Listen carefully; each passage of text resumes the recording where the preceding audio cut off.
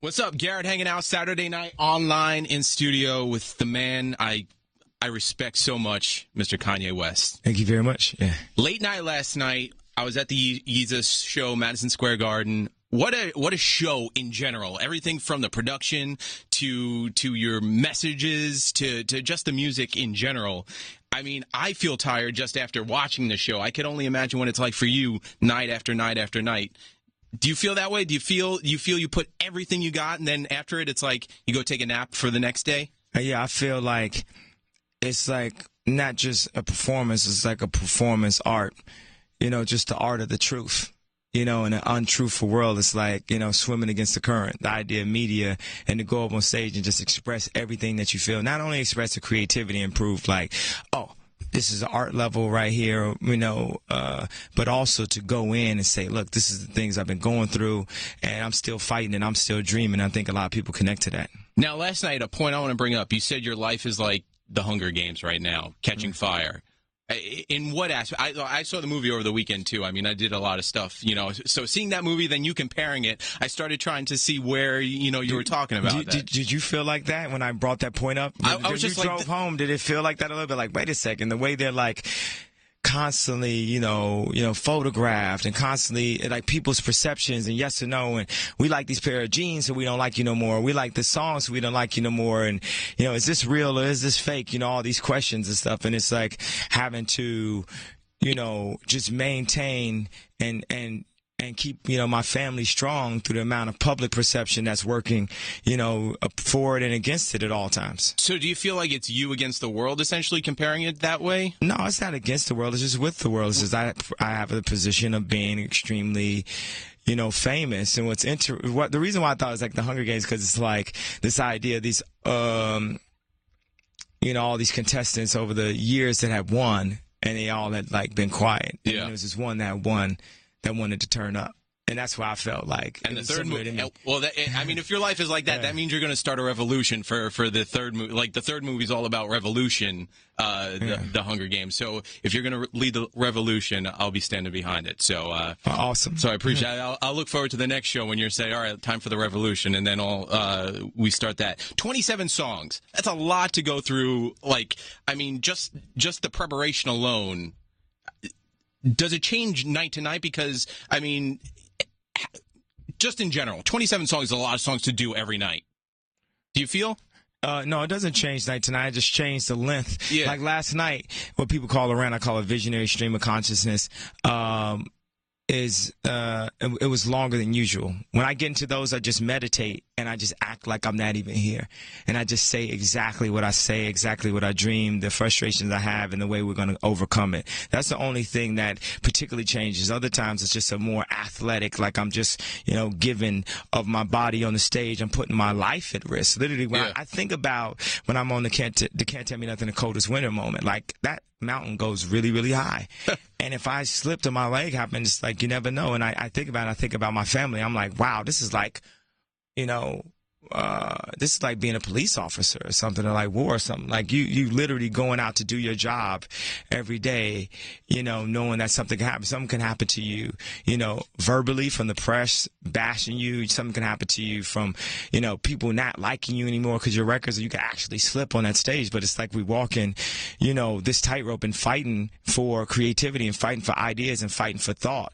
And, I'll explain to, my daughter one day that, me and her mother, we had to fight, for this position that we'll finally have. Yeah.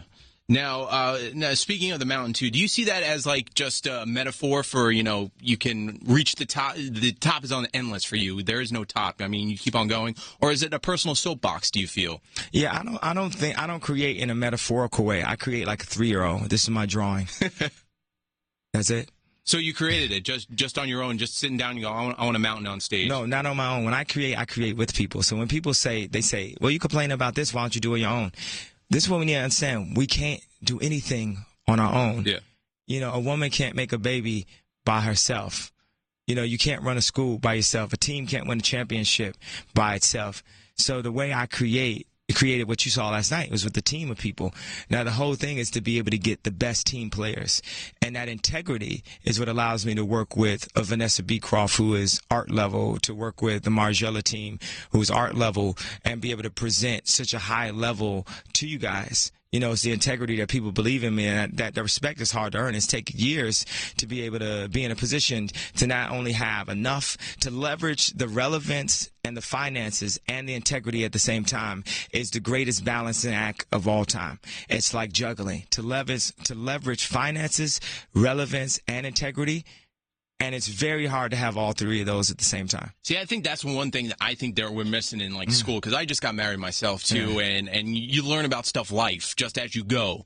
And it's one thing that you don't learn in high school or college, and you're talking about finance right now. I mean, you learn about finance 101 about, you know, balancing a credit card and stuff, but what you're talking about, straight business, I think they need to incorporate that into schools just to show people that, you know, this is life as opposed to pay off your Amex card every month. 100%. Everything is flawed.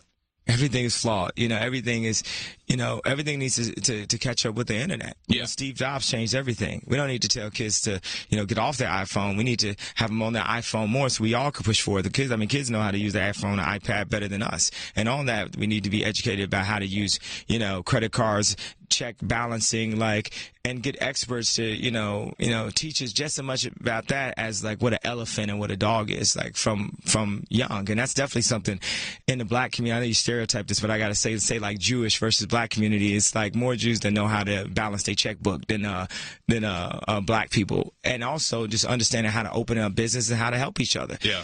When I talk about a slave mentality or crabs in a barrel, it's us to try to think that because we got a car or something like that we're satisfied, or because we got something that we don't need to help anybody else. That's one mentality that, the black community has, because we haven't had the opportunities in America, because, we came here as slaves, and we're still beating off of the mentality and still trying to express and getting the opportunities to make music and getting opportunities to be accepted on TV in a certain type of way, but only in a certain type of way. You remember there was a time when a black person had to be either in a movie had to be gay or had to be a robber and stuff. Yeah. And then they finally flipped it, and then, you get positives like... now you could be a gay robber.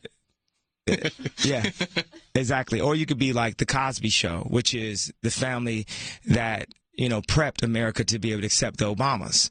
That saw, or like the Kardashians that prepped America to accept interracial relationships. We're not each other's enemies, and we're overcoming a lot of our own self-conscious, a lot of our stereotypes, a lot of things that, our traditionalism, things that we're used to. We're creatures of habit. But, I'm a modernist, and that's the reason why I get in trouble so much, because I can see what the truth is, and I make decisions based off my eyes and not with my ears, and I just say it. But with that, I want to touch upon, because I think you bring up a great point of how you want to create, and you just don't want to create music or just create fashion. You want to look forward and create advanced technology and advance the forward way of thinking. What do you create? What's the idea? I mean, when you say you want to be kind of what Walt Disney was, do you want to create that new thing, that new park? I mean, I could see a Kanye park, but it'd be really crazy and fun and messed up. But is that something that you're trying to strive for, or? 100%. I want to create everything that's in my mind, and I think what's on your mind right now? That's what I want to know. Aside from fashion, we know where you stand with. It's not even fashion; it's just clothing. It's not fashion. And clothing, and clothing as well too. I know where you stand with Nike and your new deal with Adidas and everything like that. But what do you want to create outside of that?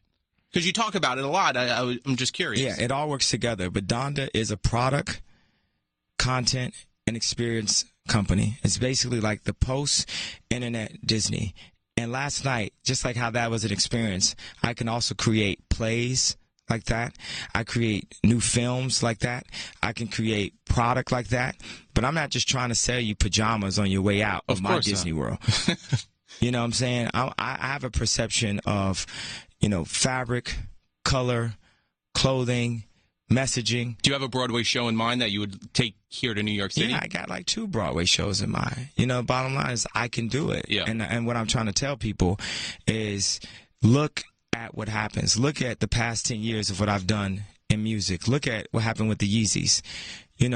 Look at that show last night. I could do it. But when I meet with Disney, they just say, your brand doesn't fit our brand. And I say, make it another brand, but allow me to create, because I'm great. I'm great like Michelangelo. I'm great like Disney. Yeah. I'm great. Like, I'm like So that. so why don't you do it yourself then? If How do you do it yourself? Where do you start? I don't know. That's Exactly. You can't just start like from yourself. Steve Jobs started in his garage. Yeah, and that's where I'm starting. Last night was the beginning. All right. Now, now, speak of that too. I mean, we were talking about movies too. You're a movie buff. Do you ever see yourself taking a leading role in a movie? No. Behind the scenes? I'm a producer. I'm like Disney. Well, there's a great movie with Tom Hanks about Walt Disney and Mary Poppins coming out too, that I think you would enjoy. I like to see it. All right. Guilty. I know you're very busy too, but do you actually sit down and watch TV? Are you just an everyday, like Breaking Bad, any shows like that? I did watch Breaking Bad. I watched it on my laptop. Me and my girl, we were like taking like a few days off, and I said, "Babe, we gotta watch this just to be like." To understand what everybody is talking about. Yeah. So I watched a couple episodes and I liked it. And now you've collaborated everyone with Miley to Madonna. Is there that one person that's still missing, on that bucket list that you're looking to work with? Yeah, Disney. Well, aside from projects musically. No, Walt Disney. Walt Disney? Walt Disney. You believe he's frozen? You believe he's frozen somewhere? I couldn't care less. I just want to get my hands on that Disney Imagineering studio and make some dope stuff for y'all. I can see that too. I mean, you losing that studio I can only imagine. Yeah, and I can imagine too, and that's what keeps me up at night, and that's why I'm turning up. Do you have sleepless nights? Do you have these ideas? As soon as you get an idea at 3 a.m. in the morning, are you putting it on your laptop? Yes, when I say creative genius, I don't say it as a compliment to me. I say it as a plague. And by the way, I have trouble spelling it too. So yeah. I say it as a plague to have all these ideas and to not be able to get them out. To have all these ideas and not be able to get them out, that's painful. And to meet with the people that could give you the opportunity, but because they read something in press that day, they can't see past the press to give you the opportunity just to create. They can't tell that you're creative. I mean, all their kids can say that you're their favorite, and they can't tell that you're creative. So you're going to show it. I'm looking forward to when you do unleash whatever you're unleashing too. Real quick, I have to ask too, when during Jesus Walks at your show, did you have a casting call of Jesuses come to a studio and you picked out the best looking Jesus? Yeah, we went through a few. I could only imagine what that scene looked like, of guys in robes and moccasins, but that was very creative. And finally, too, with Bound 2, you got to work with Kim. She turns to you and says, I want to work on music. Would you help produce that project? I don't think she has any desire to any day. Do it. Yeah, but just any day. I think Bound 2 was great, and especially doing it on Ellen, a different venue than anyone else has been doing to release music videos. I thought it was very creative, too, going along with everything you've done, my friend. So pick up the album, go see the tour. It is an experience within itself. Kanye, thank you. Awesome. Thank you.